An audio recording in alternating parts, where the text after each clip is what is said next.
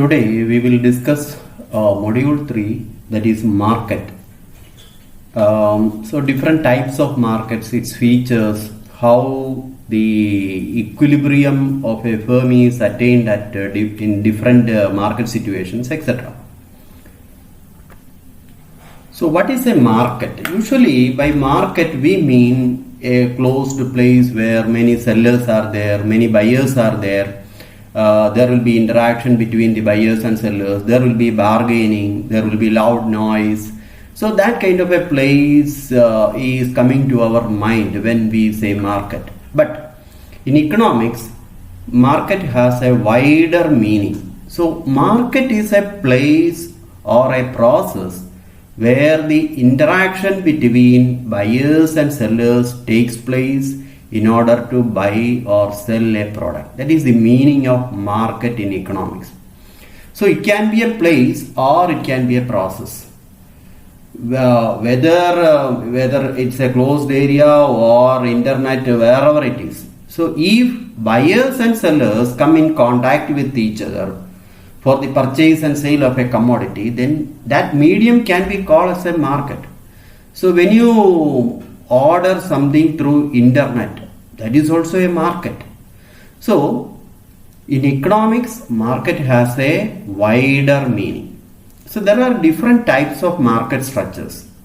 Mainly a market structure or one particular type of market we identify based on the nature of competition, the type of product that sellers are selling, how many buyers and sellers are in that market, whether there is the freedom of entry and exit. That means whether a person or a seller at any time he can enter into the market, or is there any restriction for that. So based on this kind of features only we will identify a market. Then the first type of market is perfect competition. So what is perfect competition? It is a market situation in which there are a large number of buyers and sellers dealing in a homogeneous product. That much is enough. So, but its complete definition, perfect competition is a market situation in which there are a large number of buyers and sellers dealing in a homogeneous product with perfect knowledge about the market conditions and perfect mobility of goods and factors of production. But for the time being, you understand this much. It is a market situation in which there are a very large number of buyers and sellers, and they are all dealing, or they purchase and sell a homogeneous product. That means if there are 1,000 sellers for a product, all the 1,000 sellers are selling an identical product, the same product. But can you say an example for such a product? It will be very difficult to find such a product because different sellers will be selling, may not be selling an identical product. For example, toothpaste. There are many manufacturers of toothpaste, but they are all not selling an identical product. There are different toothpastes are there. So we cannot give an exact an example for perfect competition. But sometimes people may sell like wheat production. So many producers are producing wheat. That is almost very close to perfect competition. Wheat is a product where it is almost identical, but then also we cannot say exactly same. Then gold. In the case of gold also 916 without 916 different varieties are there. Then petrol. Sometimes you may say petrol. Petrol, of course, the product is almost identical, but the problem here is there are only a few petroleum companies are there. A number of outlets are there, they are selling petrol, but only a few petroleum companies are there. So we cannot say there are large number of sellers. So in that way, the buying and selling of petrol, that also will not come under perfect competition. Then what are the features of perfect competition? That is very important. The first one is the large number of buyers and sellers. See, the number of buyers and sellers are so large that a single seller or buyer cannot influence the market. See, suppose there are 10,000 sellers for a product. If 10 sellers are not selling on one day, there is no problem. So each seller or a buyer is an insignificant part because the number is so much large. So there are large number of buyers as well as sellers. So each buyer and seller is an insignificant part. He cannot influence the market. See, suppose there are 1,000 sellers. 10 sellers are saying, okay, we want a higher price. Only 10 sellers. What will happen? Nobody will buy from those 10 sellers. They have alternative. So many other sellers are selling at a lower price. So a few sellers cannot influence the market. So that is the meaning of large number of buyers and sellers. Then homogeneous product. See, the product is homogeneous in all respect, or it is identical in all respect. Color, shape, smell, taste, everything will be same. So that is homogeneity. Since it is a homogeneous product, or all sellers are selling a homogeneous product, price will be same. A seller cannot increase or decrease his price. Even he cannot decrease the price also. If he increase the price, nobody will buy from that particular seller. If he decrease the price, there will be loss also. So he cannot increase or decrease the price. That is the situation in perfect competition. Then freedom of entry and exit.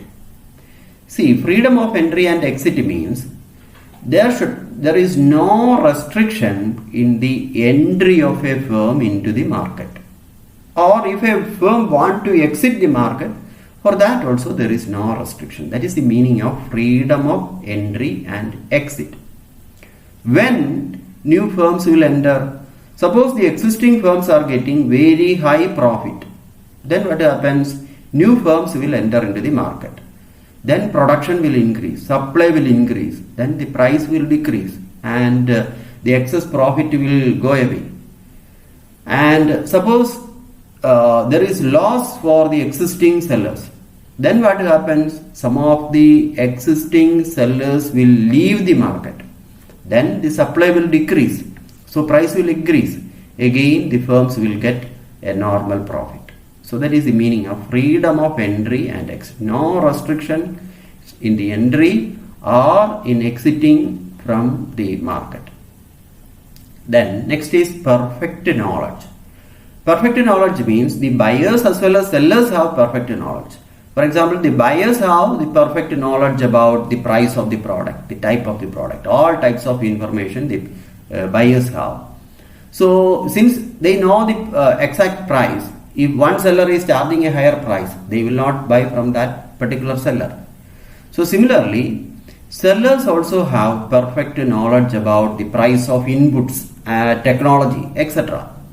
So that is the meaning of perfect knowledge. So this will also help us to maintain a uniform price in the market. Otherwise, there will be price variation. Then perfect mobility of goods and factors of production. There are no restrictions in the mobility or movement of goods from one place to another place. So this also ensures a uniform price. If there are restrictions, there will be differences in price. But under perfect competition, no such restrictions are there. Goods and factors, that means the inputs, can move from one place to another place easily without any restrictions. Then absence of transport cost. So we assume that there is no transportation cost. When there is transportation cost, at different places the price will be different. To avoid that, we assume that there is the absence of transport cost. Then perfectly elastic demand curve. Actually, this we will explain later also. So you know what is the meaning of perfectly elastic demand. Perfectly elastic demand means at a given price, the demand for a product will be infinite. So in perfect competition, a seller is facing a perfectly elastic demand curve. That means at the existing price, the seller can sell any amount of the commodity. Whatever is producing, he is able to sell. That is the meaning of perfectly elastic demand curve. So these are all. So you may think why there is perfectly elastic demand curve. See, the one thing about perfect competition, actually, perfect competition is only an imaginary market situation. There are no such products where there is perfect competition. There is a market like perfect competition. Such products are not there. This is only an imaginary situation or a hypothetical market situation. But we study perfect competition to understand the other types of market situations in a better way. This is the base. Then AR curve and MR curve of a firm under perfect competition. See, under perfect competition, the price of a product is determined in the market by the forces of demand and supply. We know how the market price is determined, that we have studied earlier, like the intersection of market demand curve and market supply curve. So in the same way, here in perfect competition, the price of a product, or we can say in the industry or in the market, the price of a product is determined by the forces of market demand and market supply. And a seller accepts this price. What is the existing price in the market? That price is accepted by a seller. So a seller is called a price taker. He cannot decide or determine the price of his product. That is why he is called a price taker. The price is determined by the forces of demand and supply. So he has no role in determining the price of the product which he is selling. It is determined in the market. And since he can, at that price, at the price determined by demand and supply, he can sell any amount of the commodity. How much he wants to sell, that much he can sell. So that is why we say the demand curve of a firm under perfect competition is perfectly elastic. And it is a horizontal straight line parallel to the x-axis. That we know because in the second chapter we have studied that. What is a perfectly elastic demand curve? See, this we can draw. So I told you the price of the product is determined by the forces of demand and supply. So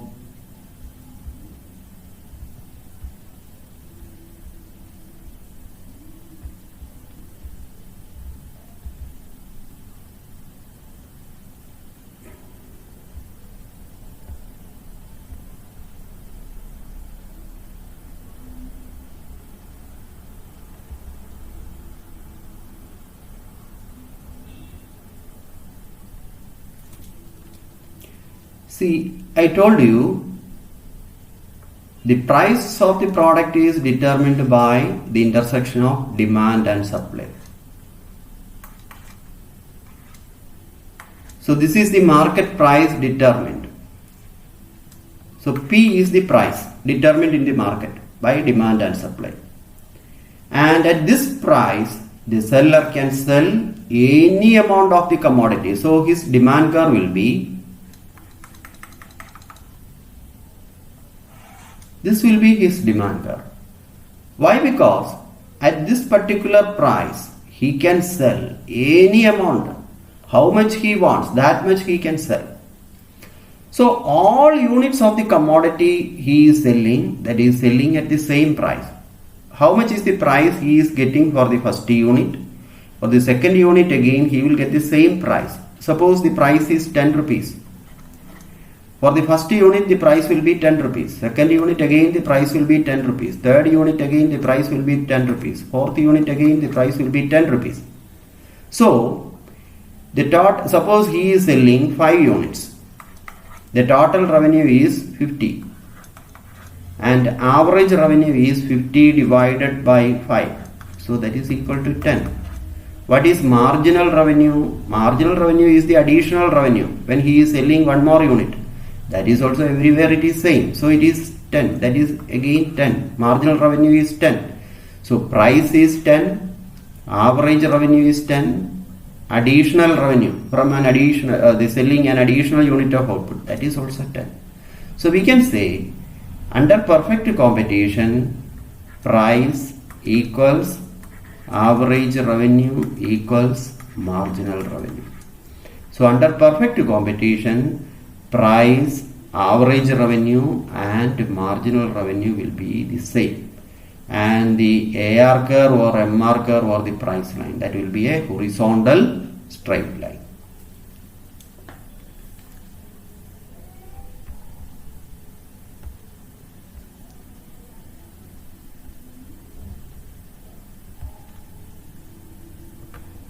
The next, equilibrium of a firm.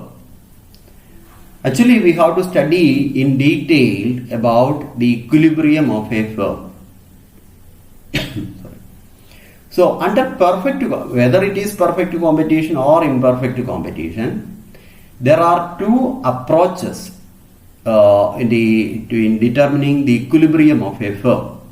So, but a firm is in equilibrium when it gets maximum profit. So we have to find that level of output which maximize the profit of the firm. So to find out that, there are two approaches. One is TCTR approach. So what is the TCTR approach? So under TCTR approach, here also we are finding that particular level of output where the profit is maximum. But what is the profit? Profit means it is the difference between total revenue and total cost. That is profit. So, when the difference between TR and TC is maximum or total revenue and total cost is maximum, at that level of output, the firm is in equilibrium. So we can draw a diagram and explain this TCTR approach. See, under TCTR approach, first of all, we draw a 45-degree line. See, this is the TR curve under perfect competition. Since all units of the commodity are selling at the same price, the total revenue curve will be like this. Each additional revenue that we are getting from selling an additional unit of output, that is exactly the same. So this will be the TR curve. And the TC curve, total cost curve, that we have already studied in the chapter cost. So it will be like this. This will be the total cost curve. So this area between this point, area between this point and this point, the difference between the TR and TC, that will be the profit. So here we are measuring output and here we are measuring cost bar revenue. Then how we can find the level of output which where the difference between TR and TC is maximum. For that, we can draw a tangent to this TC curve, where that tangent is parallel to the TR curve. So when a tangent is parallel to the TR curve, at that point the difference is maximum.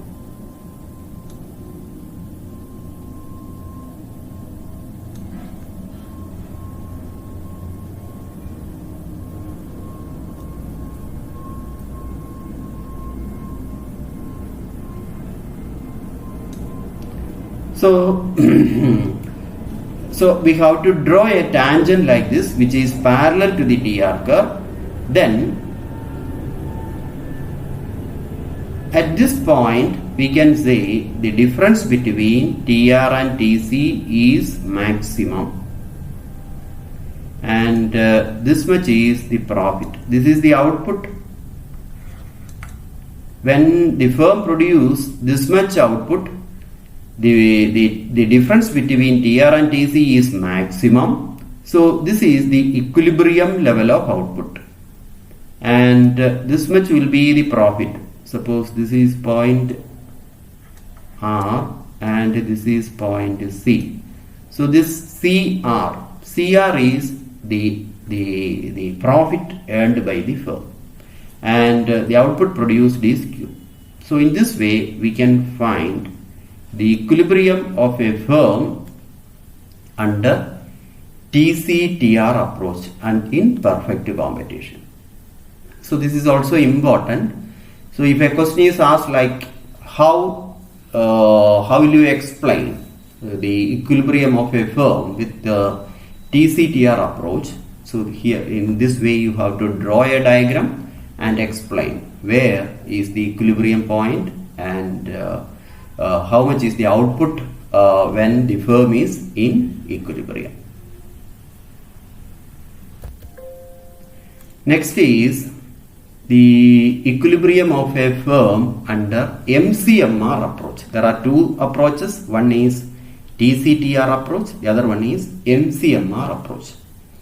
Under MCMR approach, there are two conditions. When these two conditions are satisfied, the firm is in equilibrium. So what are these two conditions? The first condition is MC is equal to MR. So we are producing output. We have various levels of output. At one particular level of output, the marginal cost of the firm will be equal to marginal revenue. One condition is that MC is equal to MR, MC marginal cost, that is equal to marginal revenue.